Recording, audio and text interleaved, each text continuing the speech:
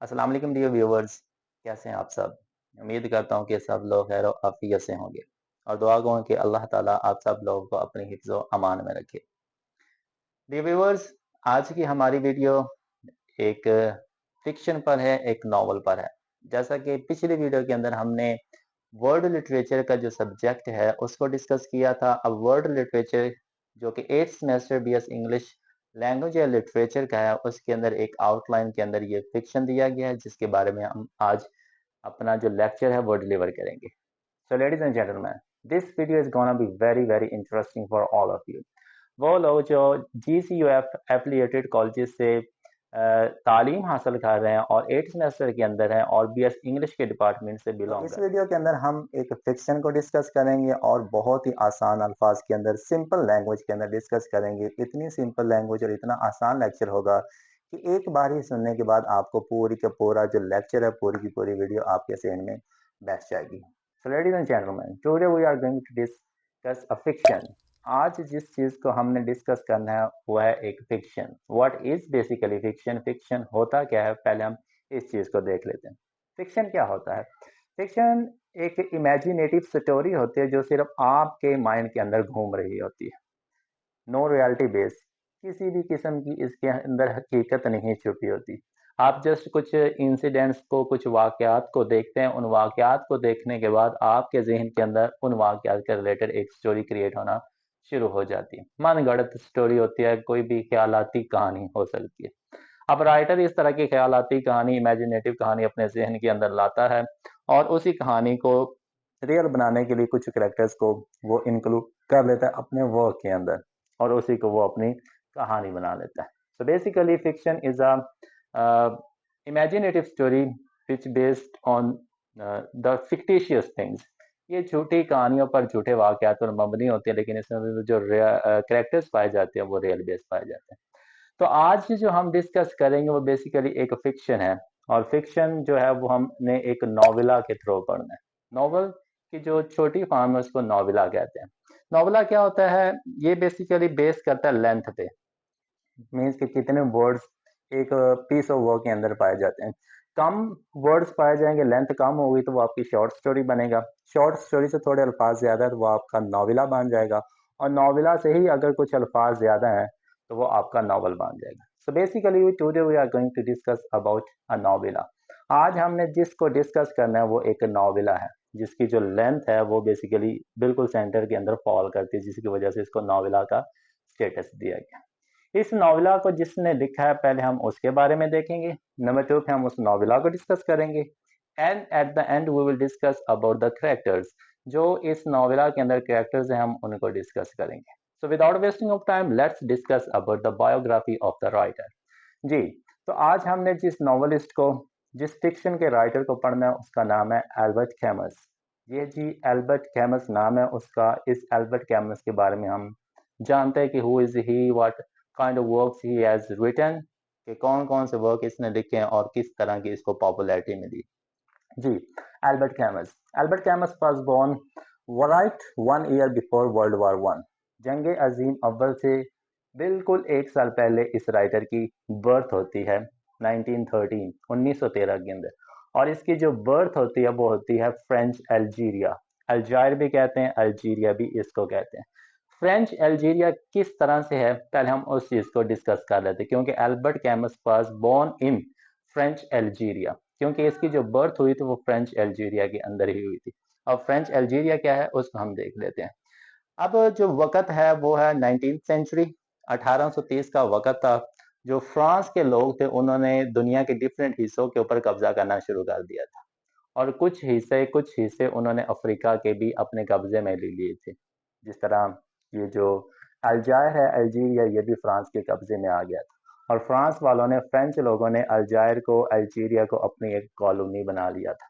और तकरीबन 132 ईयर्स, 132 साल तक, 1962 तक जो अल्जीरिया वो फ्रांस के कब्जे में रहा था। उसके बाद इसको जो आज़ादी थी वो उसे मिल गई थी। इसी ड्यूरेशन के अंदर इस राइटर की बर्थ होती है, जिसकी वजह से इसको फ्रेंच अल्जीरियन भी कहा जाता है। So Albert Camus was born in 1913 and he was French Algerian. अब इस राइटर के बारे में बड़ी ही हमें इंटरेस्टिंग सी इंफॉर्मेशन मिलती है। किस तरह से मिलती है वो हम देख लेते हैं। राइटर का जो फादर है वो वर्ल्ड वॉर वन के अंदर बैटल ऑफ मार्न, इस बैटल के अंदर इसके फादर की 1 साल के बाद डेथ हो जाती है। जब इसकी जो एज होती है वो 1 साल होती है।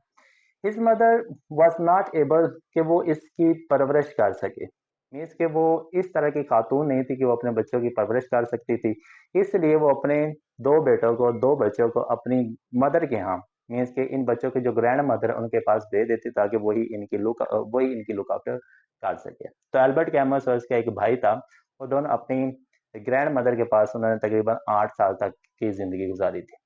अब जैसे जैसे वक्त गुजरता गया इनके अंदर डेवलपमेंट आती गई, इनके अंदर मेच्योरिटी आती गई और ये बड़े होते गए। और 1930 के अंदर ही got admission in Algiers university.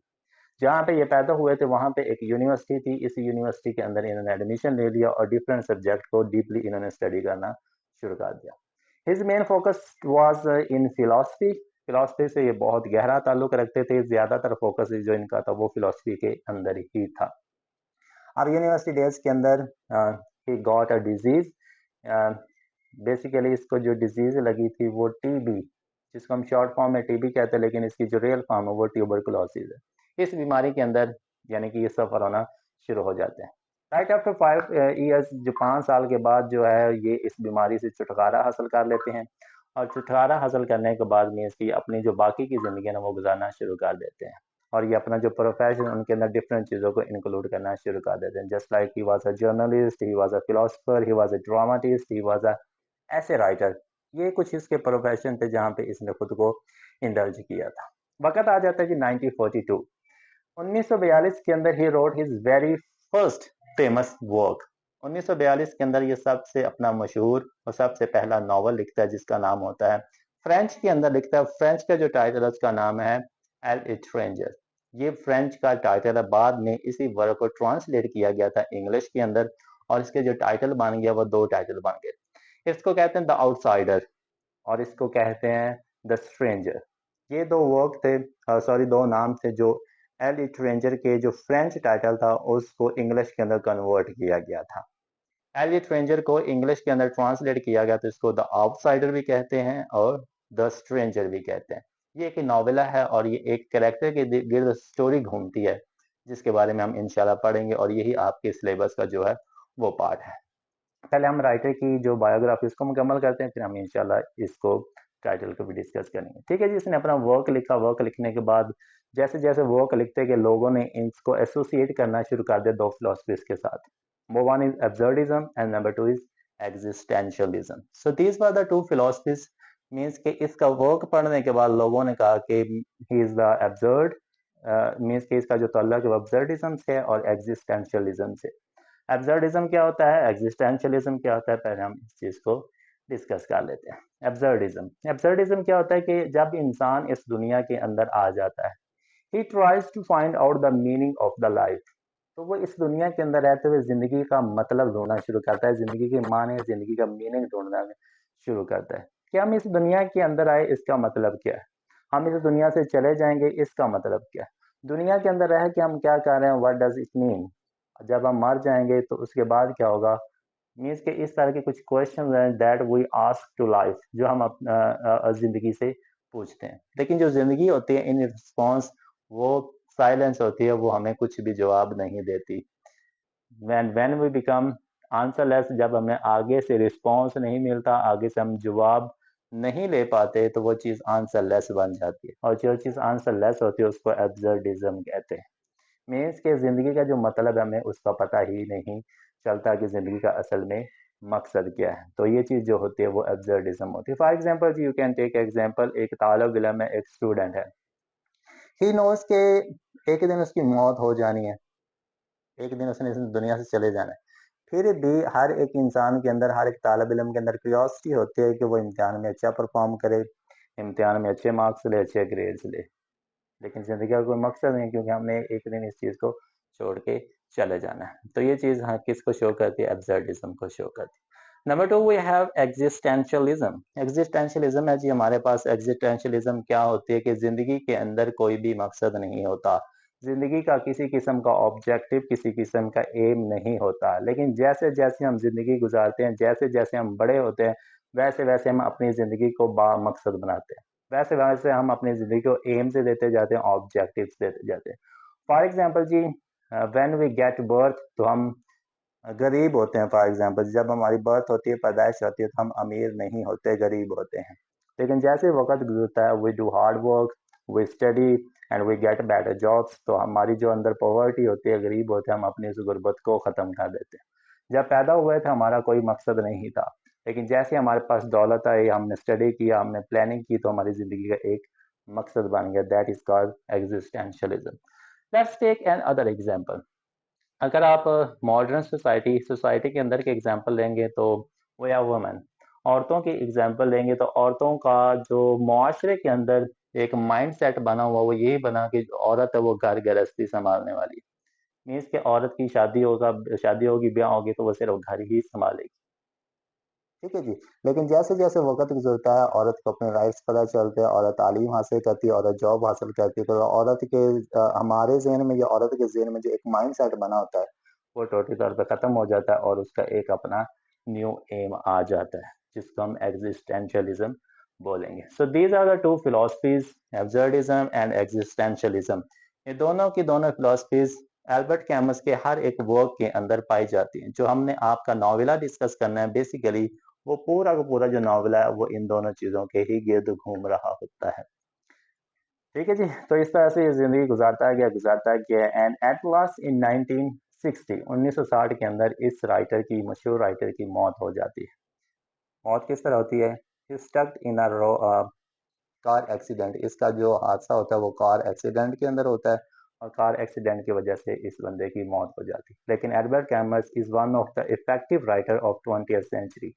20वीं सदी का इसको बाअसर, बहुत ही मशहूर, बहुत ही कमाल का राइटर का जो एम स्टेटस है, वो इसको दिया जाता है। सो this is the short biography of the writer Albert कैमस।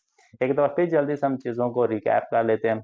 1913 के अंदर इसकी बर्थ हुई थी, 1914 के अंदर इसके फादर की डेथ हो गई, वॉर के अंदर, जंग अजीम अव्वल के अंदर।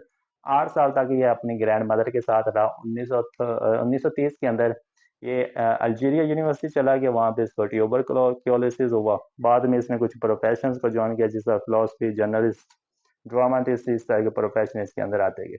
1942 के अंदर इसने अपना पहला वर्क लिखा, जो कि आपका सिलेबस के अंदर है, जिसका इंग्लिश ट्रांसलेशन है द आउटसाइडर, द स्ट्रेंजर। उसके बाद 1960 के अंदर इसकी मौत हो जाती है, लेकिन उससे पहले लोग इसको दो चीज़ों से मंसूब करते हैं, एक एब्सर्डिज्म से और एक एग्जिस्टेंशियलिज्म से। सो this is the biography of Albert कैमस। अब हम डिस्कस करते हैं जी इसके सब्जेक्ट को, इसके वर्क को, जो कि इसने लिखा है। Basically he wrote it in French language, लेकिन बाद में उसको ट्रांसलेट कर दिया गया था इंग्लिश के अंदर। फ्रेंच वर्क जो था, उसका टाइटल था एल इज स्ट्रेंजर, लेकिन इसको जब चेंज किया गया तो इसको द आउटसाइडर और द स्ट्रेंजर के नाम से परखा गया। ठीक है जी। पूरी की पूरी कहानी बेस करती है एब्सर्डिज्म के अंदर और एग्जिस्टेंशियलिज्म के अंदर। एक राइटर, सॉरी जी, एक नरेटर होगा, एक कैरेक्टर होगा, जो कि एक फजूल की जिंदगी, मैं तो फजूल की कहूँगा, जो मुझे पढ़ने के बाद महसूस हुआ।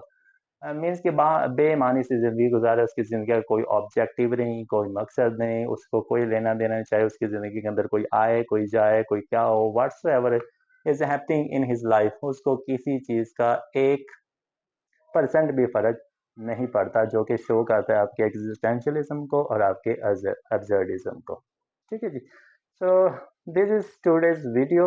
ये जी आपकी आज की वीडियो। इंशाल्लाह नेक्स्ट वीडियो के अंदर वीडियो लेंथी हो जाएगी, अदरवाइज हम आपके जो करेक्टर्स हैं उनको भी डिस्कस करते। तो आज के लिए बस इतना ही। नेक्स्ट वीडियो के अंदर इंशाल्लाह हम आपके सारे के सारे जो करेक्टर्स हैं, जो इस नॉवेला के अंदर पाए जाते हैं, इंशाल्लाह we will cover all those characters in our next video. तो उससे पहले मेरे इस स्टेशन, यानी कि यूट्यूब चैनल स्टडी स्टेशन को फॉलो कर लें, ताकि आपको मज़ीद इस तरह की जो इन्फॉर्मेटिव वीडियोज़ हैं वो आपको मिलते रहें। Thank you so much. Have a nice day.